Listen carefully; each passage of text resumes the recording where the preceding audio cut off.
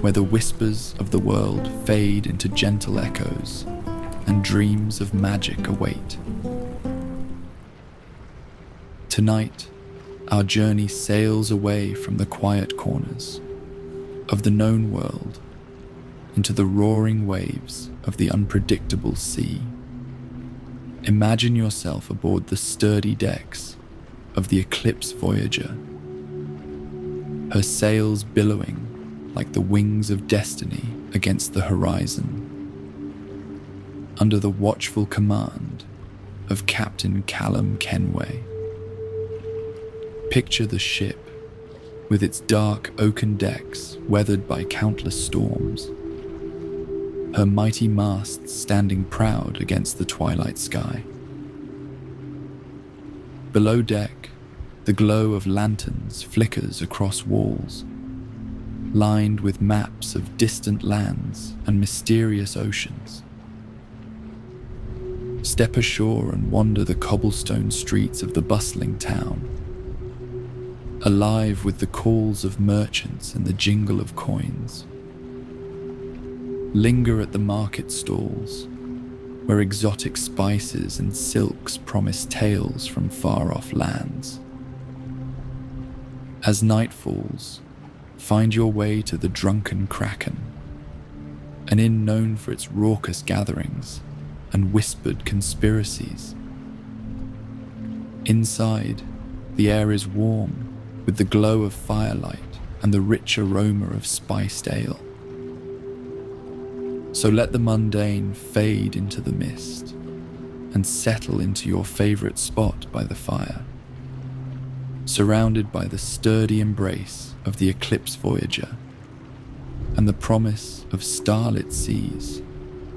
Join me as we follow Captain Callum Kenway and his loyal crew across the untamed waters of the high seas.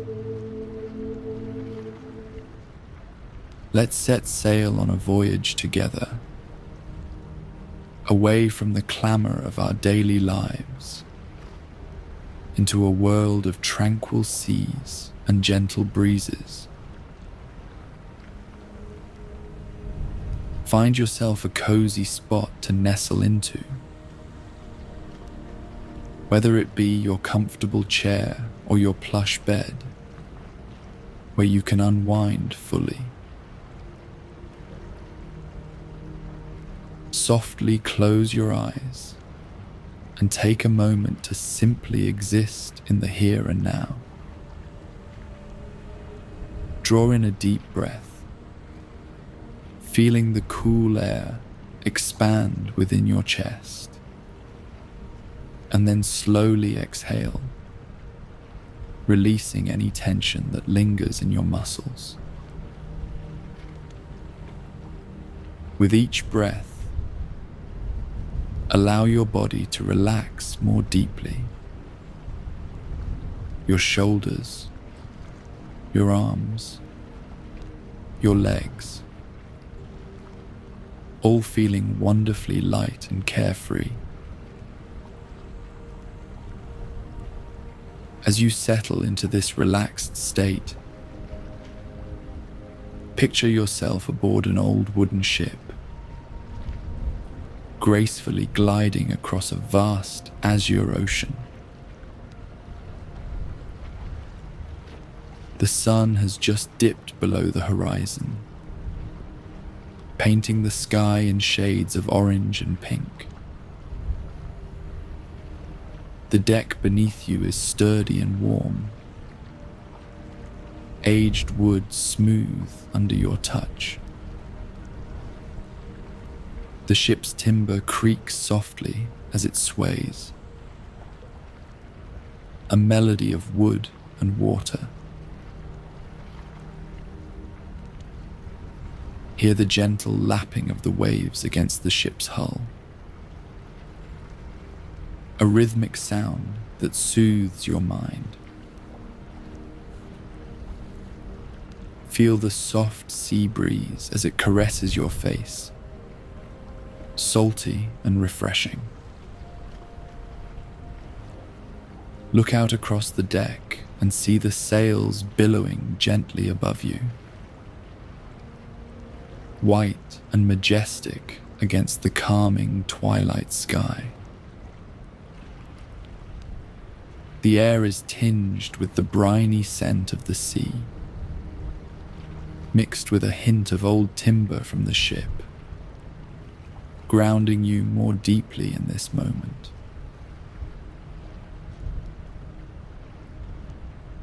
The day's heat begins to give way to the coolness of the evening, and the tranquil scent of the ocean fills your senses,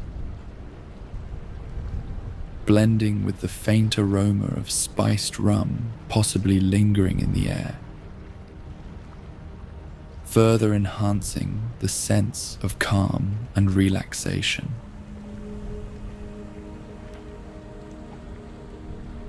Gaze upwards and see the vast expanse of the sky, transitioning into a canvas of deepening blues and purples, where the first stars of the night start to peek through. The gentle glow of lanterns strung around the ship flickers softly, casting a warm light that dances lightly across the deck.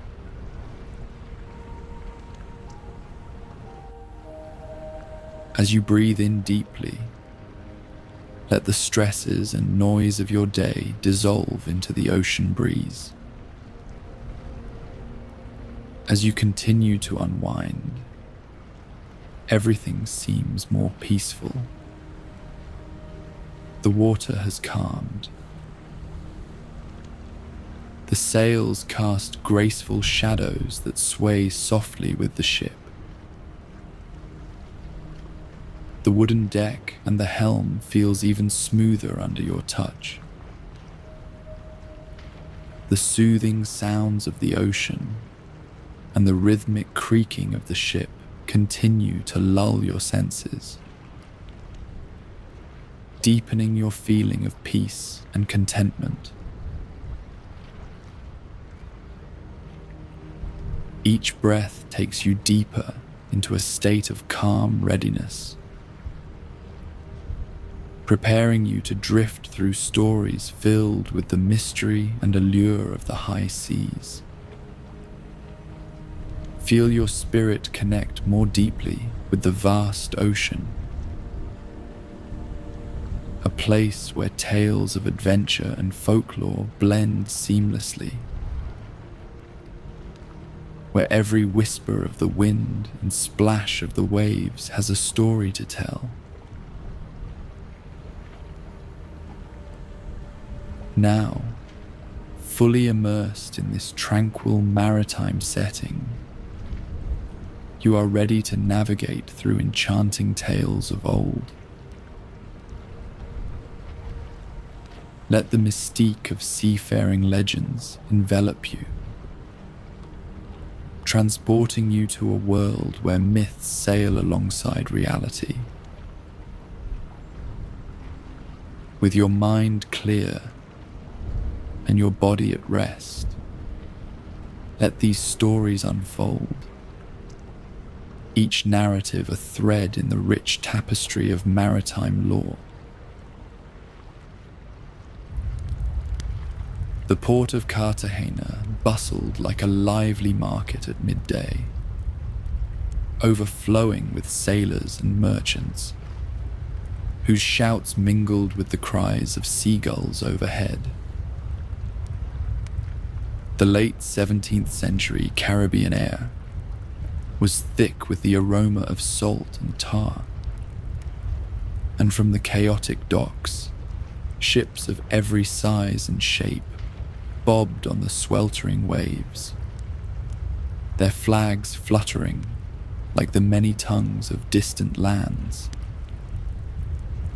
The city itself was a canvas of colourful buildings, each facade washed in vibrant hues of ochre and azure, windows open to catch the elusive breeze.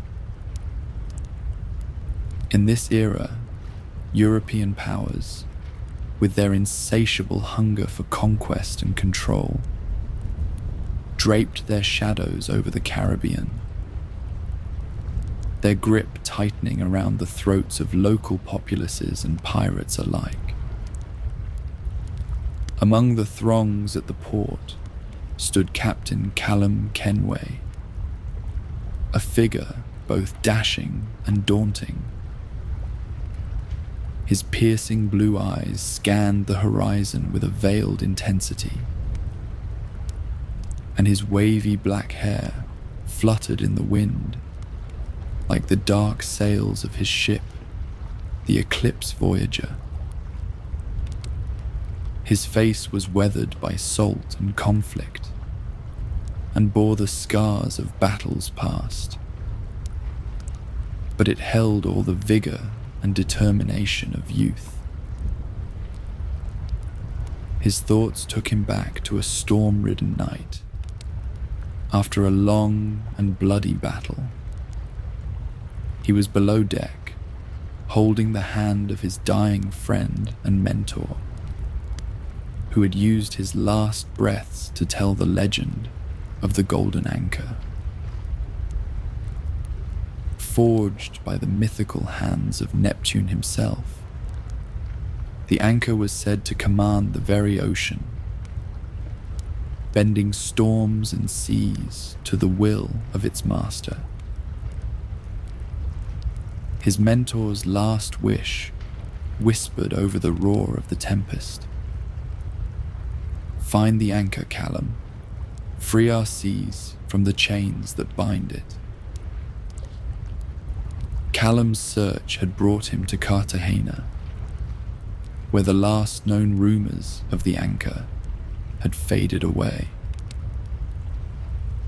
The sharp cry of a gull snapped him back to the present, and the sight of a sleek, formidable ship entering the port caught his attention. Its figurehead, a carved siren with eyes as fierce as the ocean, marked it unmistakably as the Nightingale, commanded by none other than Isabella Cortez, his old flame and current rival. Her dark hair whipped about her face by the sea breeze as she stood at its helm. Beautiful and formidable as ever, her lips lifted into a slight smile as the ship docked, and she noticed Callum. "Still chasing legends and lost causes, Callum," Isabella called out across the distance. "And what brings you to Cartagena, business or pleasure?" he retorted. Isabella stepped closer, the wooden planks creaking under her confident stride. "I could ask you the same," she replied, her gaze intense. "But I suspect we're here for the same reason." The air between them was charged, laden with history and unspoken words. They both knew the stakes: control of the seas, freedom from tyranny, and a promise kept.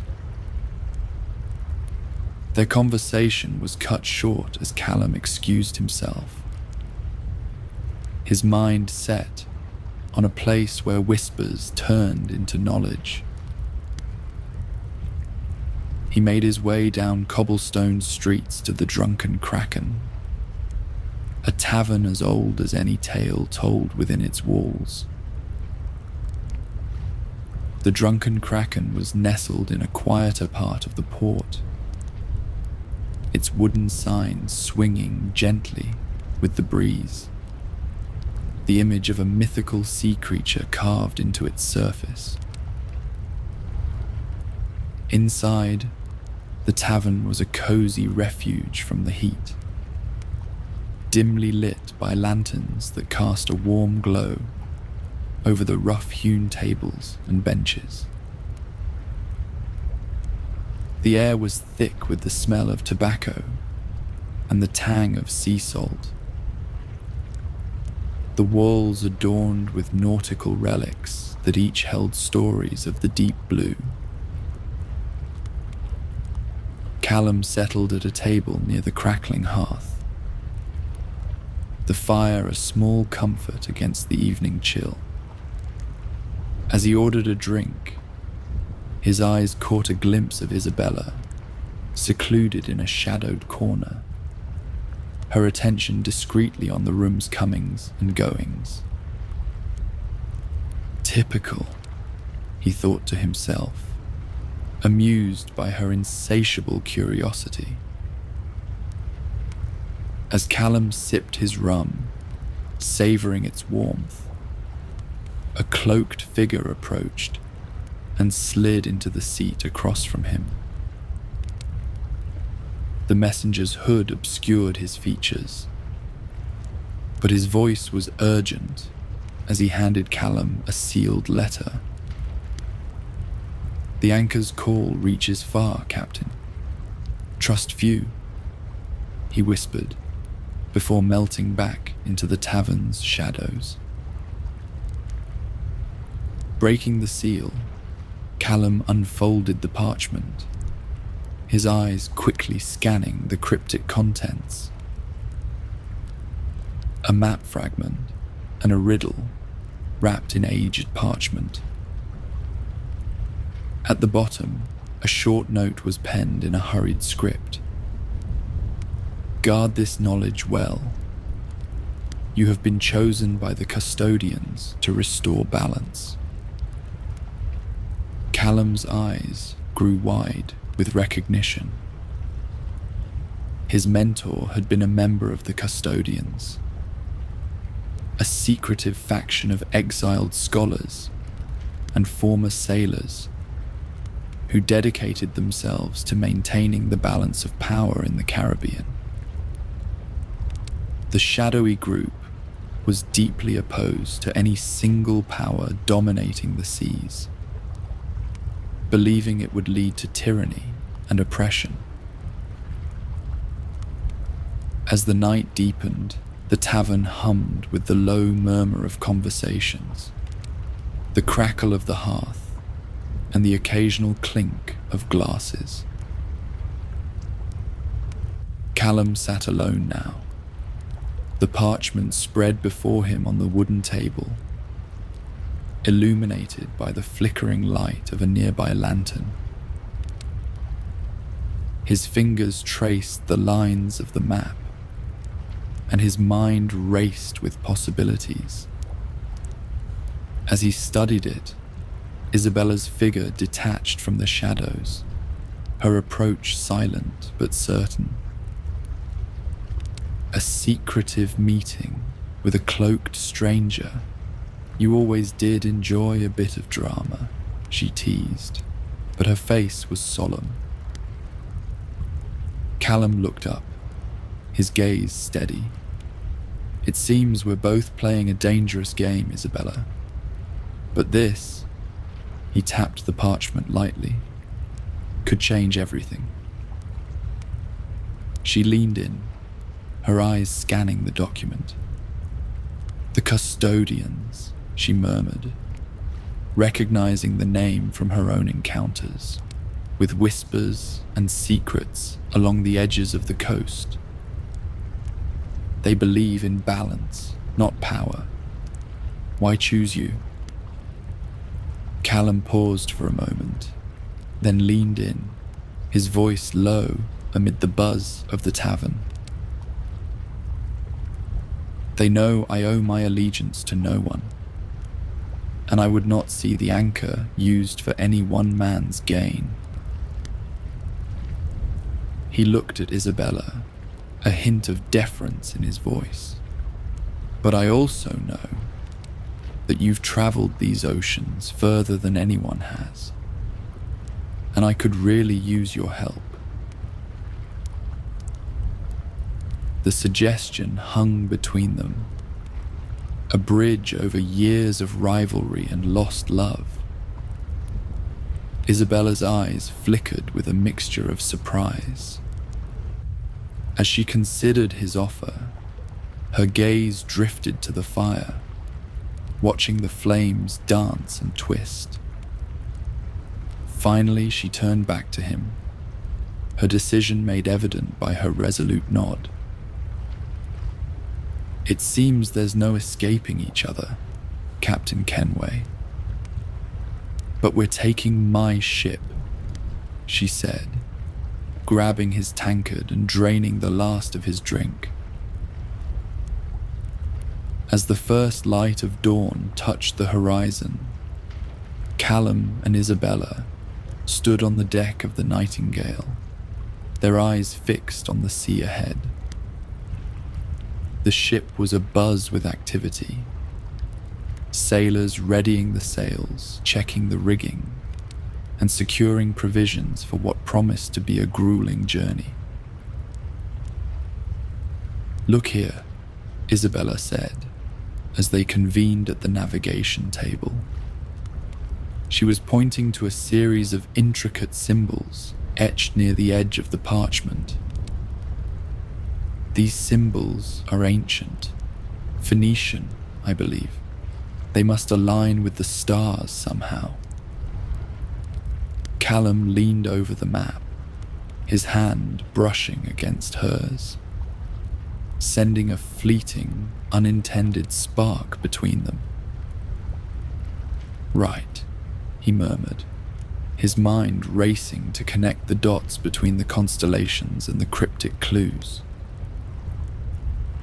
"If we align these with the current celestial positions, it should point us directly to an island," Isabella finished his thought, her finger tracing the line to a spot marked with a cross, one that only appears during the bidecadal tide. Together, they set the coordinates, adjusting the Nightingale's course slightly northward. The crew watched their captains, sensing the thrill of the hunt that hung heavy in the air. Yet, unbeknownst to Callum and Isabella, hidden in the shadows below deck, a stowaway clung to the darkness, his breath shallow as he listened to the muffled sounds of command from above. The island materialized from the mist as they approached. It was a small, eerie place, its shore lined with gnarled trees that seemed to whisper secrets of ancient times. The crew anchored offshore, and Callum and Isabella rowed to the island, their oars slicing through the reflective water that mirrored the starlit sky. As they arrived, the moon hung low, casting an ethereal glow over the landscape that turned the sea into a blanket of silver around them. The two captains made their way through the dense underbrush. The sounds of the night creatures filled the air,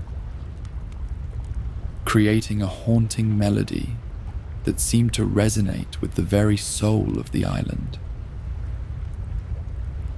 The altar they found was situated in a small clearing, encircled by towering trees that seemed to stand as silent guardians. The structure itself was ancient, the stones worn smooth by the passage of time, and covered in a mosaic of Phoenician symbols that matched those on their map. Moss and creeping vines partially obscured the intricate carvings, giving the impression that nature itself was trying to claim back this relic of human endeavor. Callum brushed his fingers over the symbols, clearing the debris with care. The inscription that caught his eye was a line of text that circled the top of the altar, directly beneath the depiction of an eye surrounded by waves. The eye of Poseidon. The eye sees not with sight, but with insight. Callum read aloud, his voice echoing slightly in the stillness of the clearing. Isabella leaned in, studying the cryptic message. This must be the test the map spoke of, Isabella suggested, her mind racing to decipher the meaning. Perhaps it's not just about finding the place, but understanding its significance. They spent hours at the altar, examining each symbol, each carving that might reveal the next step of their journey. As dawn approached, Callum, frustrated and exhausted, stepped back from the altar to view it from a distance. It was then that he noticed the layout of the stones around the altar formed a pattern. An eye with the altar as the pupil.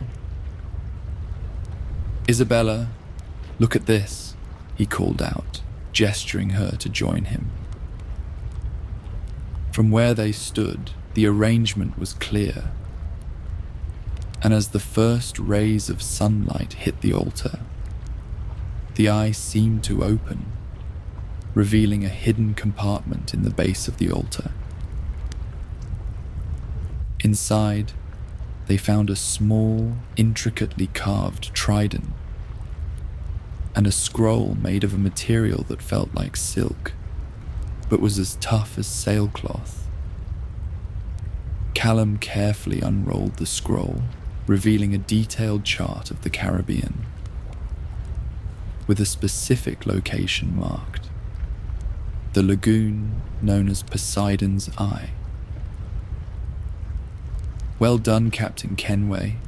You're not so useless after all," Isabella laughed, her voice filled with awe.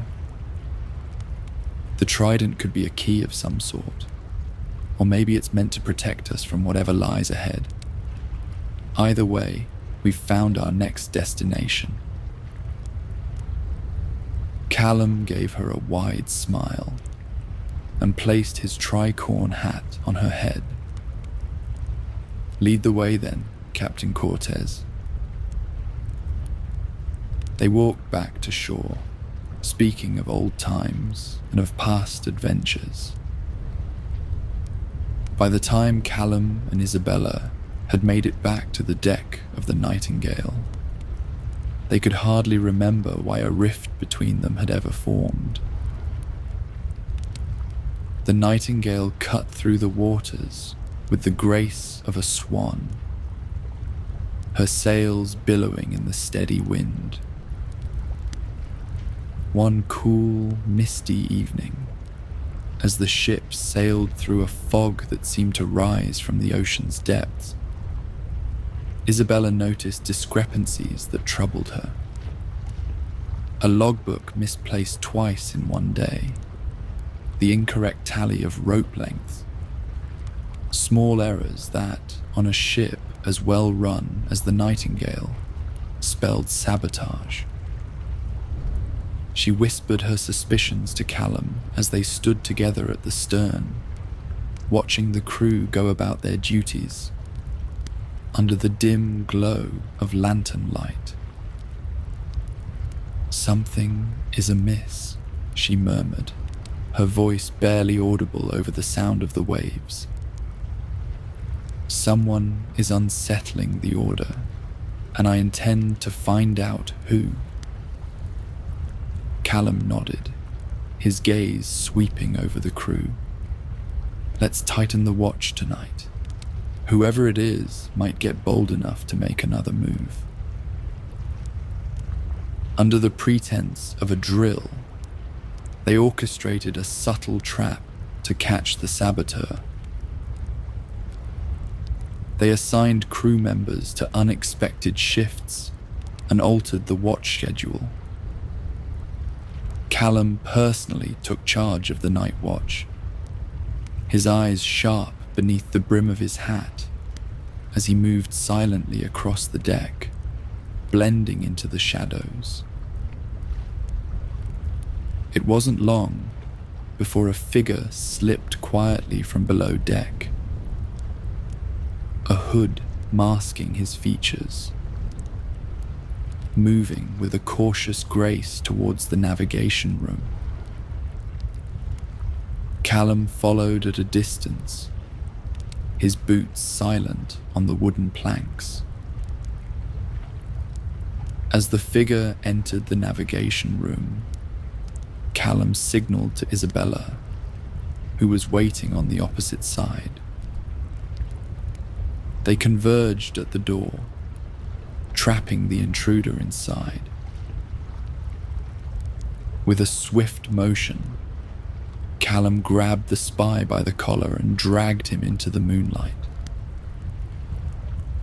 The hood fell back to reveal a young sailor, Marco, his eyes wide with panic.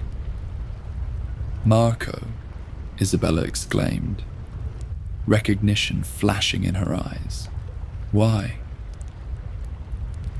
The young man trembled, his eyes darting between Callum and Isabella, the moonlight casting deep shadows across his face.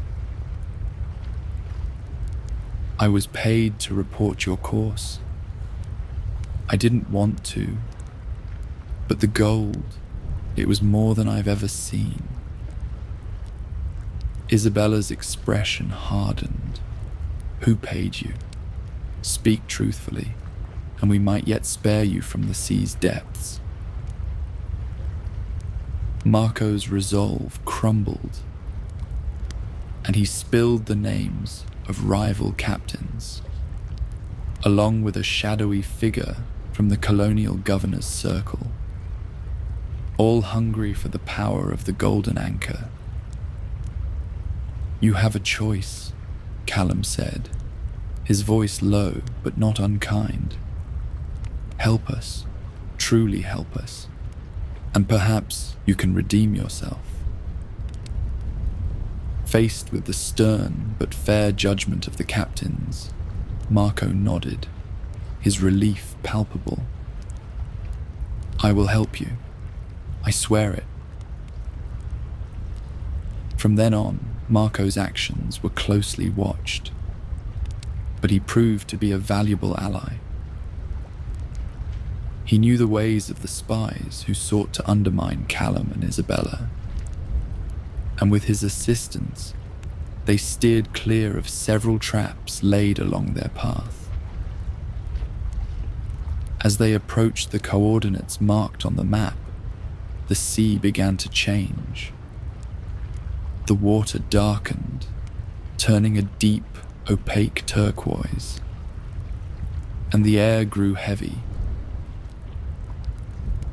laden with the scent of an impending storm.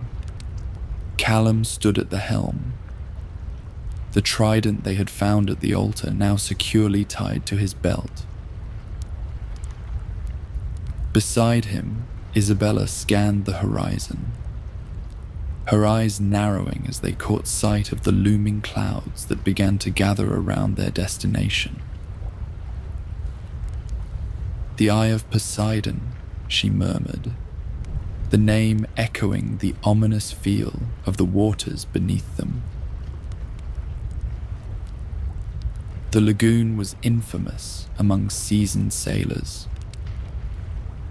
Many spoke of ships that entered its waters never to return, swallowed by sudden squalls or dashed against hidden reefs that shifted like ghosts beneath the waves. As they entered the lagoon, the wind picked up, howling through the rigging like the cries of lost souls. The crew tensed, their eyes darting nervously between the darkening sky and their captains, who remained steadfast at the helm. "Steady, men," Callum called out, his voice cutting through the wind with calm authority. "Trust in the ship and keep your eyes sharp." Isabella, meanwhile, unrolled the map once more, her finger tracing the path they must take through the lagoon. "There's a passage through the reefs, marked here with a symbol of the trident," she explained, pointing to a narrow channel barely visible between the jagged edges of the underwater hazards. Navigating the channel required precision and nerve. Callum took the helm, guiding the Nightingale with a deft touch, while Isabella relayed instructions from the map. Every now and then, a gust of wind would threaten to veer them off course, but Callum's grip was firm, his resolve unyielding. Halfway through the channel, the sea beneath them roiled violently, and a massive wave surged up without warning. "Hold fast," Callum bellowed, as the wave crashed over the deck, drenching the crew and nearly sweeping a sailor overboard. The crew rallied, their fear turning into focused determination, each man and woman working tirelessly to keep the ship on course. Finally, as the skies began to clear and the tumultuous sea calmed, the Nightingale emerged from the channel into a serene, circular basin surrounded by towering cliffs. At the center of the basin, partially submerged, lay the ruins of what appeared to be an ancient temple, its pillars encrusted with barnacles and coral. "We found it," Isabella breathed, her eyes wide with wonder, "the heart of Poseidon's eye." The crew anchored the ship at a safe distance, and Callum and Isabella prepared for their dive into the mysterious temple ruins below. The water around the temple was crystal clear, revealing a dazzling array of marine life that darted between the shadows and light. Before they embarked, Callum adjusted his weighted rope belt, securing the trident they found at the altar. "This might be more than just a symbol," he said, weighing the artifact in his hand. "It could be the key to whatever lies beneath these waters." Isabella, fitting her own gear, nodded in agreement. Together, they slipped into the cool, clear water, the sun's rays filtering through and illuminating the underwater ruins with a ghostly light. As they descended, schools of colorful fish flitted among the coral-encrusted ruins, indifferent to the human intruders in their midst. The duo swam towards the largest of the pillars, where the inscriptions were most dense. Callum ran his fingers over the carvings, feeling the weight of centuries under his touch. These were not just Phoenician symbols, but a mixture of various ancient scripts, suggesting that this place was significant to many different cultures over the centuries. Callum took a deep breath from his air pouch and dove deeper to examine the symbols more closely. He pointed to a trident-shaped indentation at the base of the pillar and pulled the trident they had found at the altar from his belt. He fitted it into the slot, and immediately the water around them began to swirl slowly, forming a gentle vortex that tugged at their limbs and stirred the sand on the seabed. When the sediment settled, a narrow passage, previously hidden beneath a layer of sand and silt, was revealed. With a glance at each other, they swam into the newly revealed tunnel. It was narrow and lined with statuettes that seemed to watch them with stone eyes, eventually giving way to an underwater cavern of sorts. Torches gleaming with an otherworldly green light cast their flickering shadows across the walls. At the center stood a majestic statue of Poseidon, his stone trident pointing downward. Below him, encrusted with barnacles and coral, lay a chest. But it was the golden glow from the base of the statue that captured their attention. A golden anchor. Callum and Isabella let out laughs of excitement, their excitement mixing with the sense of awe and reverence at being in the presence of a legendary relic. Isabella swam back up to the surface, signaling their crew. Using strong ropes, several large flotation barrels designed for deep-sea salvage, and a makeshift pulley system, they hoisted the anchor back up to the surface. Callum carefully secured the knots around the anchor's sturdy, ornate arms.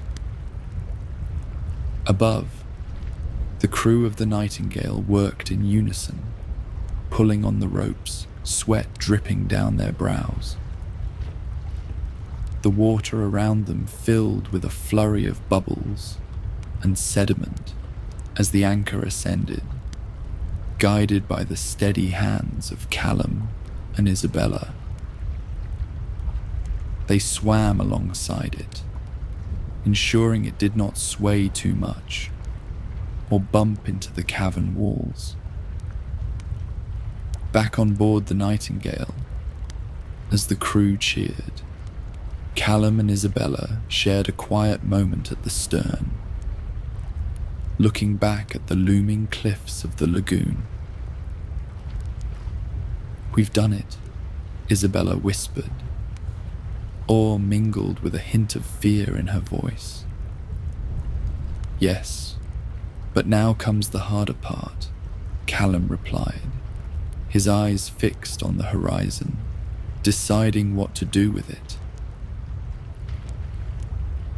As the sun dipped below the cliffs, casting the lagoon in twilight, the Nightingale turned towards home, the golden anchor secure in its hold.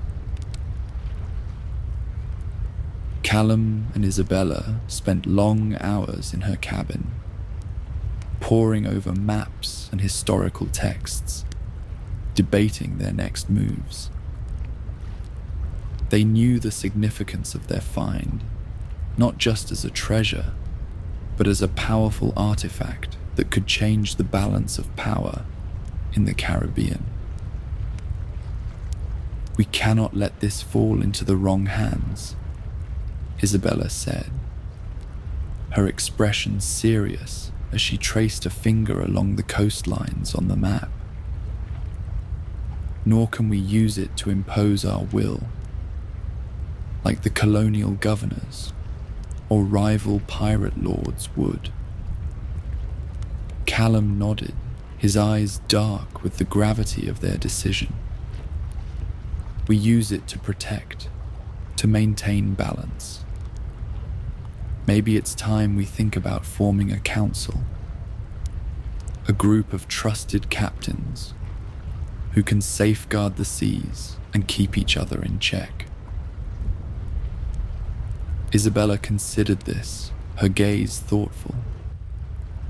"A pirate council," she mused.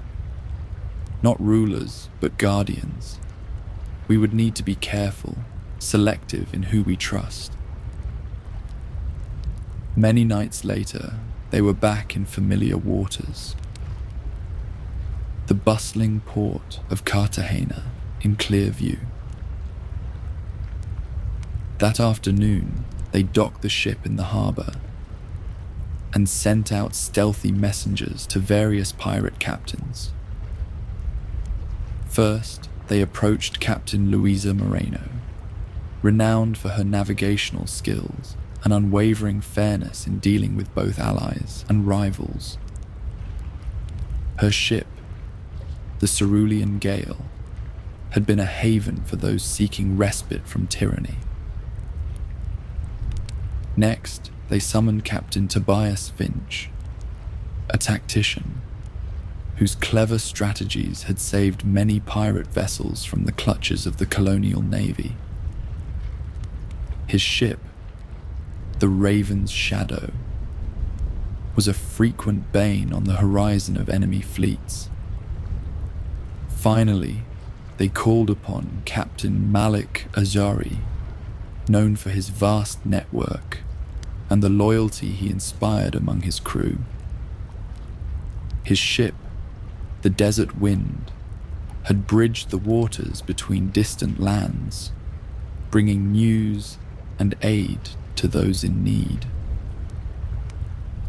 Under the cloak of night, these captains gathered in an old warehouse by the docks, where Callum and Isabella laid out their vision. We have uncovered a power that could change the tides of our battles, Isabella explained, gesturing to the map marked with the trident symbol. But such power comes with great responsibility. Callum stepped forward, the ambient light casting his face in stark relief against the wooden beams of the warehouse. We propose a council, bound not by greed, but by a shared commitment to protect and to preserve. Together, we can use the anchor to maintain balance and ensure freedom on these waters. The discussions were intense and filled with the heat of passion and the chill of skepticism. Yet, as dawn approached, a consensus emerged. Bound by a new sense of purpose, the captains agreed to form the Council of the Trident, a name that honored the artifact that had brought them together. As the first light of day broke over the horizon, casting a soft glow on the waters, Callum and Isabella stood side by side, looking out at the sea that had been their home and battleground. There was a quiet understanding between them, a recognition of the bond that had deepened through their shared trials. Isabella turned to Callum, her expression softening. "No matter what comes," she said, her hand reaching out to grasp his, "we face it together." Callum smiled, squeezing her hand gently. "Together," he agreed, his heart lighter than it had been in months. They stood in silence, watching the sunrise paint the sky with colors of hope and promise.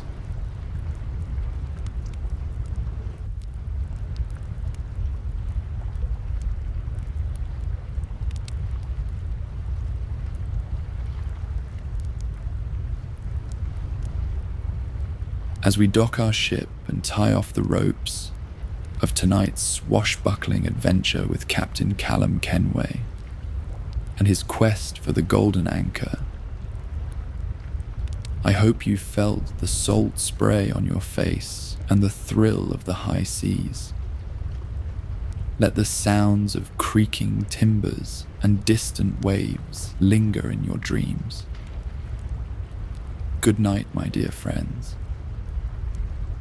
May your sleep be filled with visions of starlit oceans and glittering treasures, where the gentle sway of the eclipse voyager soothes your soul into slumber.